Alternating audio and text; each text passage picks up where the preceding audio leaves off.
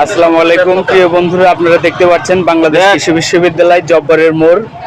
এখানে উপস্থিত হয়েছেন বিভিন্ন মাদ্রাসা থেকে আগত আমাদের মতো কিছু নারী, ছোট ছোট কচি বাচ্চা। এই যে আপনারা দেখতে পাচ্ছেন তনু, আসিয়া, রামিসা, এরা হলো আমাদেরই সন্তান।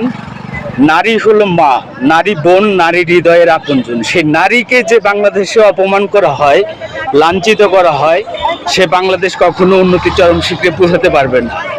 বাংলাদেশের প্রধানমন্ত্রী তারেক রহমানের কাছে বিনীত অনুরোধ থাকবে, আপনি এই বিষয়গুলো নিয়ে বাংলাদেশে একটি নতুন আইন সংস্কার করুন, যে আইনের মাধ্যমে প্রত্যেকটা ধর্ষণকারী নরপশুকে যেন মৃত্যুর সাথে দেওয়া হয়, মৃত্যুদণ্ড দেওয়া হয়। আপনারা কি সবাই চান যে প্রত্যেকটা ধর্ষণকারী মৃত্যু হোক?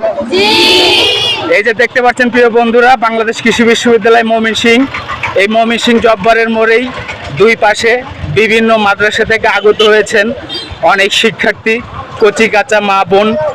সকলের জন্য আমাদের এই বাংলাদেশের মানুষ এর বিচার চায়। আর কোনো রামিসা, তনু, আসিয়া এরা যেন ধর্ষণের শিকার না হয়।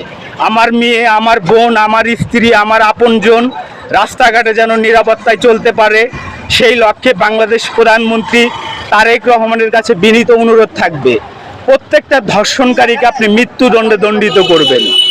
আপনি কি চান বড় ভাই যে প্রত্যেকটা ধর্ষণকারী মৃত্যুদণ্ড হোক? বিচার তো চাই অবশ্যই, এটা আসল বিচার হোক।